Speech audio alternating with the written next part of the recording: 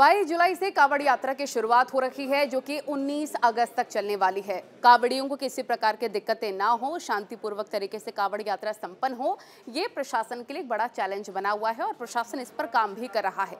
लेकिन इन सबके बीच यूपी सरकार में मंत्री कपिल देव की तरफ से एक बड़ा बयान सामने आया है।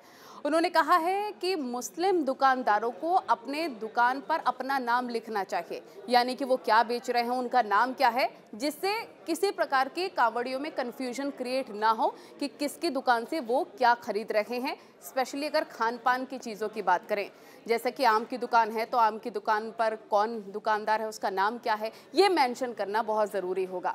यानी कि जो पूरा रूट है पश्चिमी उत्तर प्रदेश से होते हुए जो पूरा रूट हरिद्वार की तरफ जाता है, उन पूरे रूट्स पर जितने भी दुकान हैं वो अपना नाम ज़रूर लिखें, क्योंकि उन्होंने कहा है कि जो मुस्लिम दुकानदार है अगर वो मेंशन नहीं करेंगे, अपना नाम नहीं बताएंगे कि मेरा नाम क्या है और मैं क्या बेच रहा हूँ, इससे कन्फ्यूजन क्रिएट होगी और किसी भी तरीके से किसी की भी आस्था के साथ खिलवाड़ नहीं होना चाहिए।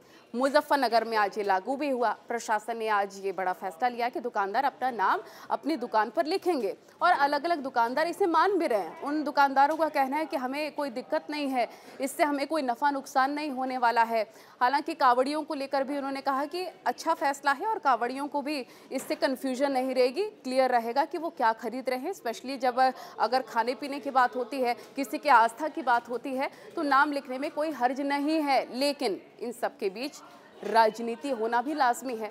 अब असदुद्दीन ओवैसी की तरफ से बड़ा बयान सामने आया है। अब ओवैसी की तरफ से कहा गया है कि ये फैसला तो बिल्कुल तानाशाही फैसला है।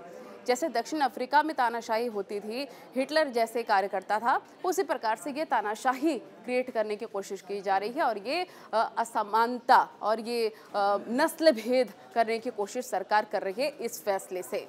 महुआ मोइत्रा का भी ट्वीट सामने आया। महुआ मोइत्रा की तरफ से कहा गया है कि ये जो फैसला लिया गया है सरासर गलत है।